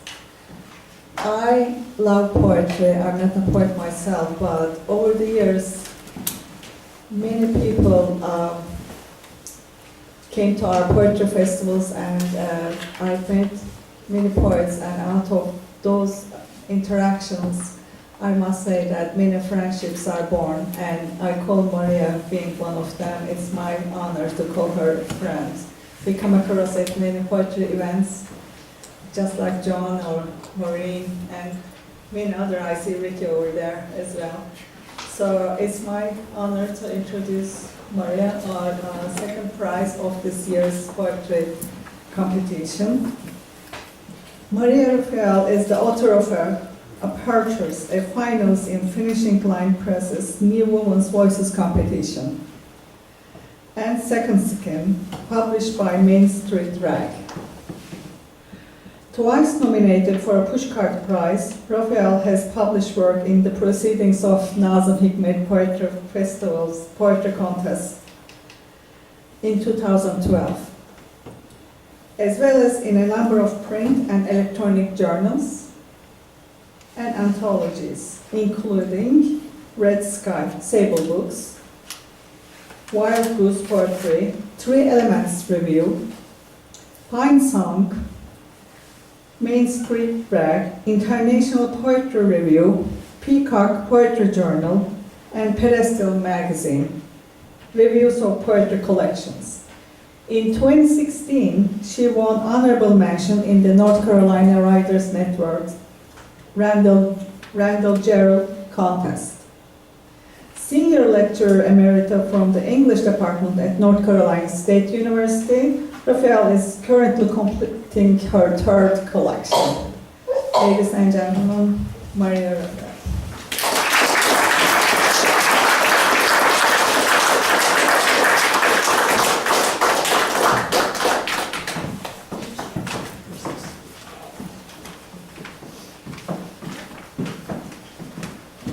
Well, it's a great honor to be here, and thank you very much, the Nazim Hikmet Poetry Festival judges who honored my poems. To all my friends here, it's great to see everyone.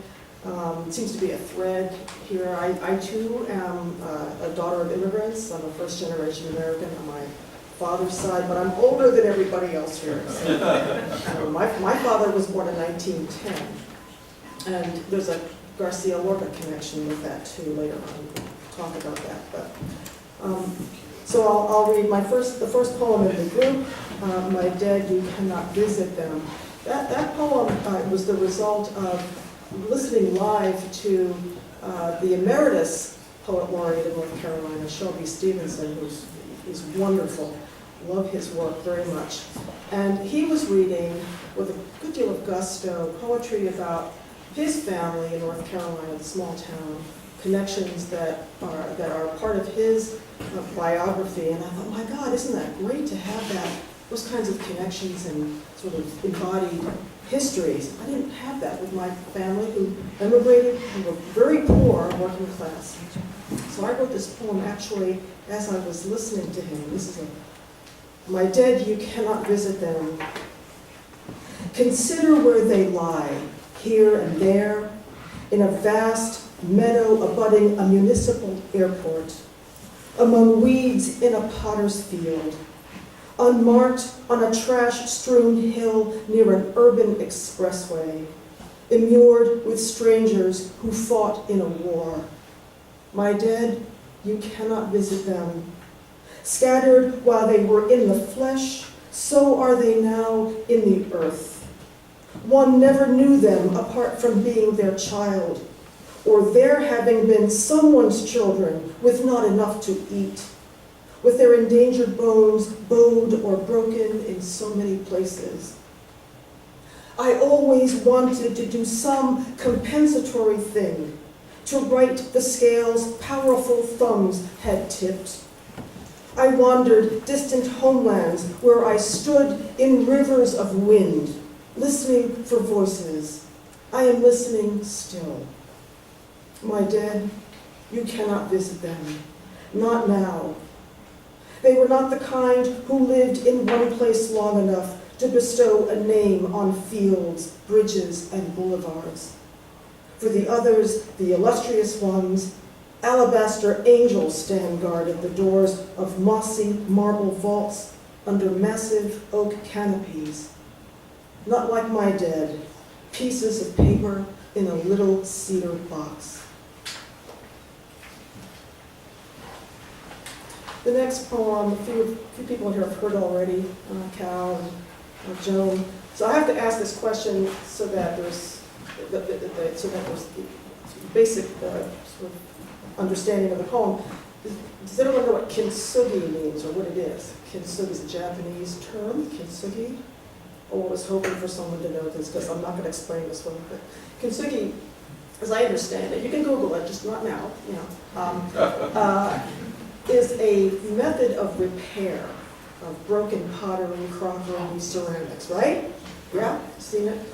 And the method is to take the shards, the pieces, and lacquer them together and then pour gold powder in the seams so that the seams, the breakage, the cracks are actually gleaming. And the idea is that a broken thing is more perfect and more beautiful for its wounds. Kintsugi. His mama broke him. That's what the soup kitchen crew say sotto voce to me, the new volunteer, halting their vegetable chopping, long enough to nod toward the apparition in the doorway. Broken to bits from day one. I'm thinking this story is one I've heard before. A mother so broken herself, she knocked chunks of her child to the floor every chance she had. Maybe she shook him for being hungry enough to wail through the night. Maybe she punched him in the stomach after he vomited in his crib. Broke one of his hands for raiding a bag of cookies. Burned his thighs with her cigarette when he dribbled pee on the bathroom floor. Then over time, this boyfriend and that crawled from her bed and took turns getting him drunk or high, fondling him, calling him faggot. When he reached 15, he said he couldn't feel a thing. Didn't give a damn either, the kitchen crew say. For a while, he posed as a bodybuilder. Now he wears mascara, glittery nail polish, pulls his hair into a lank ponytail. Even on this warm spring morning, he drapes his frame in an ankle-length winter coat, off the shoulder like a 1940s movie star. Every day he shows up at the soup kitchen, they say, standing at the Dutch door asking for Sister, who comes out of her office with travel-sized tubes of toothpaste, mouthwash, and a comb. She folds his fingers around a bar of soap. For the brittle body he hasn't washed in God knows how long. I watch how she listens to him with her eyes and mouth, how her face says, "You are always welcome here." How the two of them hold the many shards of his life he's brought her in a plastic garbage bag. Maybe her life too, spreading all of it on a table, lacquering the pieces together, making the seams shine with something like gold. The final poem is called Mary Ann, and this all these poems are autobiographical. They come from my own experience, but this is a memory of a young girl that she was a little older than I was, although we were in the same grade, and I had a girl crush on her. I just thought she was just amazing. She seemed so mysterious and brilliant, and she was a writer, Mary Ann, and also the child of immigrants. In her parents' country, she was Mirjana, only child of a widow who survived the war in Europe. Her father died violently on an unlit street. It was dark, she said. Perhaps this was in the capital during the uprising in the year we were born. Perhaps his wife was pregnant and he'd never met his daughter. She rarely mentioned him. I live here now, she said. We were in the 7th grade. I watched her, solitary like me, slender as a sea oak stalk, hunched over her desk at the back of the classroom, all knuckles and wrist bones, writing, writing, writing. When I told her that I too had notebooks where I wrote poems, I said, she showed me her stories and sketches of horses. Once I walked with her to a duplex apartment building where she and her mother lived, a few blocks from the bridge to the barrier island and the beach hotels and tourist bars. She let herself in every afternoon, started her homework or did some laundry, waiting for her mother to come home from the day shift cleaning hotel rooms. What I remember is the chime of a wall clock, the kitchen that smelled of apples, and the little round table, our books in a tumble on the faded red formica, and Mary Ann reading aloud her story of a colt separated from its dam and sire, roaming alone among rocks in a moonless wasteland. I didn't understand the point. A horse might stumble in a place like that, she said over her shoulder as she poured Coca-Cola into 2 juice glasses. Its fetlocks are fragile, and if it fractured a leg, her voice trailed off. I remember the colored pencil drawing of a flaxen-maned Palomino filly, unmistakable, the resemblance to its creator, dish-faced with dark eyes flashing, slender hooves cantering on the blue lines of notebook paper ripped from its wire coil. Thank you.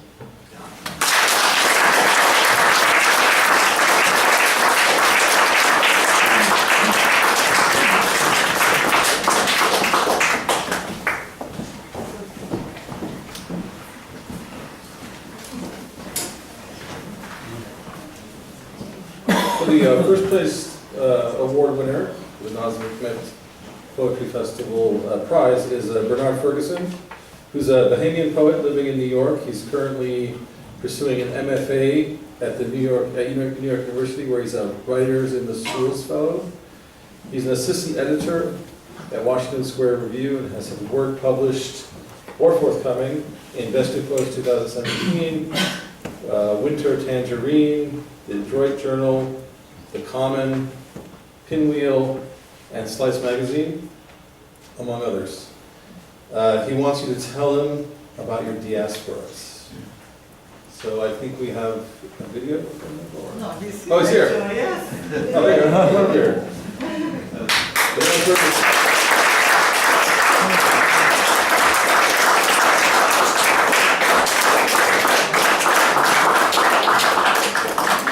Congratulations.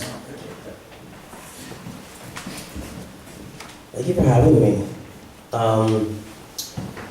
First off, so I'm from the Bahamas by way of Minnesota, by way of New York right now.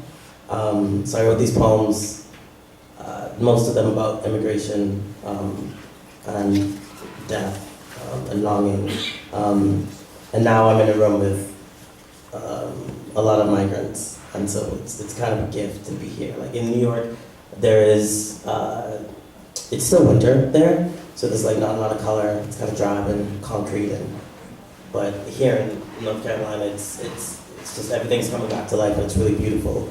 And here I am with like a jacket with like fruit on it, and you can like see it while you look out at nature, and I just think it's like a really great gift to be here.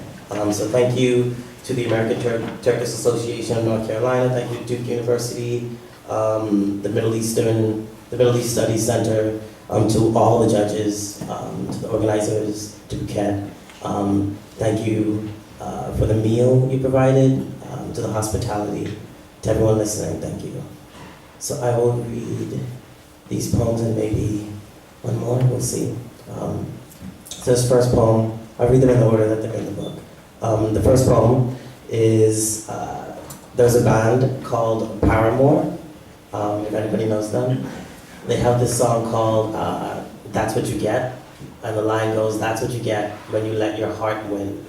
And I was in this workshop in Minnesota, and the prompt was to ad-lib that line. So you think of a poem that begins with that's what you get when you let a blank blank. And so I came up with that's what you get when you let a grave swell, because I'm really dark. And so this is that poem that came out of that. When you let a grave swell.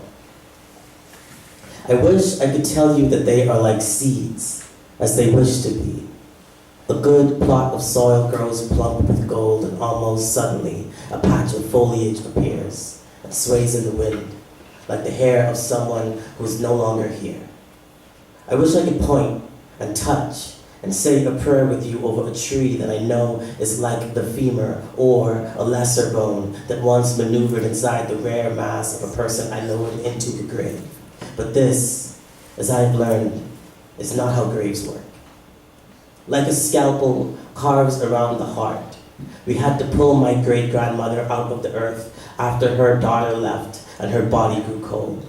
The price of a soft and earthly eternity seems like a luxury we won't afford even in death. So what you get when you let the grave swell is a family bent at the knees as their kin is poured like a dose into a familiar mouth. I press my feet into the dirt, and I know the ancestors lay beneath in their tombs until their tombs are robbed, until a small cave is emptied. A stupid machine carries diamonds into the ground, and then the diamonds are gone. I don't know how any of us sleep. The second poem is, I worked 5 years as a software developer in Minnesota, and I hated it. I don't recommend it. Sorry to all the software developers in the audience. Sorry to all the Minnesotans in the audience. At the time, at some point, my coworker just like cracked kind of a joke knowing my situation. And he was like, yeah, you know, you gotta crank out this work or else you're gonna be deported. And it was very, like, off the top, like, not so much malice intended, but, you know, language is important. And that kind of stuck with me. And so this is a poem that came out of me just ruminating on why that stuck with me. It's after a June Jordan poem about these flowers that came into her block. And she wrote about the flowers like criminals. And so she like requested that the police come handle these flowers. And the irony is that she's talking about it in the way that people normally talk about black people. And so here's the poem after June Jordan. My coworker says, be productive or be deported. And there I was, minding my business like Mama had always warned me. Frozen with surrender before the line of the tulips, rising and ransacking the block with their beauty.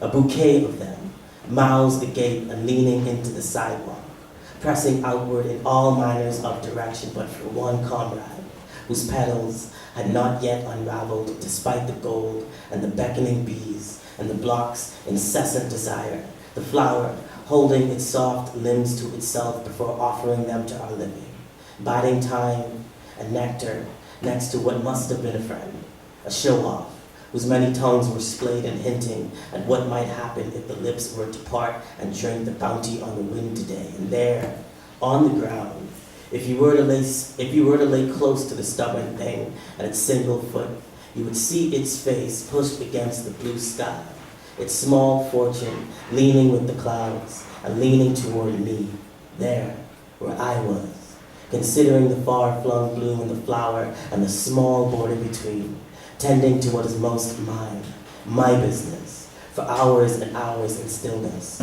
listening for the sound of the few lips of the tight-lipped tulip pulling apart.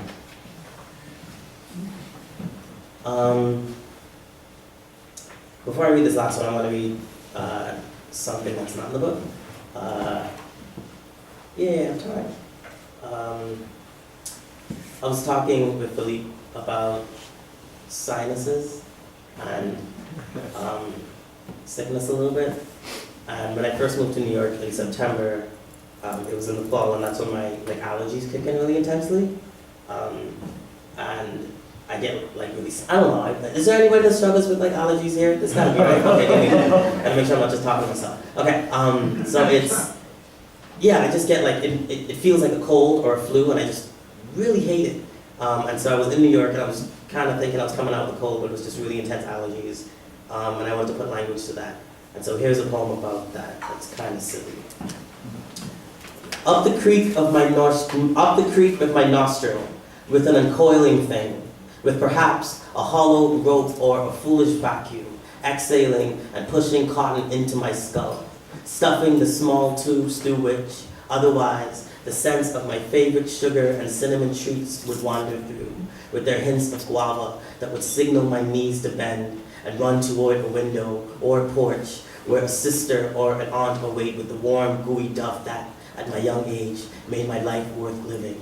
Or, if not confectionery, the pheromones of my lover that would cause at least a few parts of me, like my blood, to stir, and other parts, like my back, to stiffen and rise, causing all of me to rise and bloom, or to wish for blooming then, along with my lover, whose voice is now a few more steps removed from the box I keep behind my eyes, tiny receptacle in which I collect my sounds and evidence of that which we call music, the box whose mouth is now covered in mesh, which must have been placed there by a thief who does not thieve, but instead prevents thieving, the thief who must be a man, must have, with his dirty devices, poured the fabric into my nose, or else slipped a portion of the Atlantic into one ear, and clogged my thinking, and my hearing, and my loving, and so, little ones, you with your small and new lungs, you with your loud, incessant breathing, if you see that man with his thieving and cotton and wide pockets of salt, you tell that man, and only that man in particular, withdrew. I want to read this last poem. This last poem was inspired by this book that I'm reading. I find a hard time making it through because it's just so dense with information. It's about the Great Migration. It's called The Making of African America. And it's just really detailing all of the policies, the historical factors, even the psyches of Black people that fled the Jim Crow South for the North. And I read it only so much, every month, because the more I read it, the more poems come out. And so this is the first poem that came out of that project. It was spurred on, the initial moment of the poem is when I'm in a plane somewhere south, I think I was in Florida, and outside my window, there was this man on a crane, this Black man on a crane, just hosing the plane down in this liquid. Since we were going back to the north, they wanted to make sure no ice built up. And so, I just think it was, the image stuck with me for a while, and then while reading this book, this poem came out. Oh no, someone's glasses. So here's my final poem. Somewhere south, an aircraft is surrounded by Black people. For this to work, you must first know that I'm talking about the dark folk on the runway. And second, you must imagine that some of them have pockets heavy with tools. A wrench to jigger a bolt on the vehicle's massive wheels if, of course, those massive wheels have bolts. Or a glowing saber to point us down and up the path toward the sky. The winged machinery I have been locked inside has, as I am told, collected ice from its previous embrace with a careless cloud, and a man is currently 2 feet outside my window, hosing the metal down until it shines new again. And have I mentioned yet that the man is Black? Black in the way the oil was black when it sat on my father's face after he slid from beneath another black person's car during a summer of sharp and unbearable heat. Black like the coals heaved into a ravenous furnace as a train barreled northward, carrying a family and what they can manage to stow inside a boxcar, a dark dress hanging off a black woman's shoulder as if on her way from a funeral. It usually takes me a moment and a swift drink of air to calm what ringing swells in the crevices of my skull as I watch the world and its clocks shrink so small that I can wrap my two hands around everything, beginning to end. So if you should need it ever, I am happy to spare a small space here, a gap of air that you may take before a vehicle cleaves it down the middle. I wish you most prepared to hear that I am leaving the water once more and returning to the north by way of the sky, and this time I may never return. Thank you.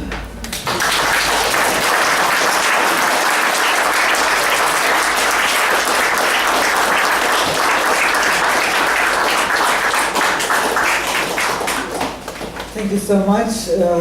Many thanks to all the guests who shared the poetry with us today. Let's take a break and continue at 3:30.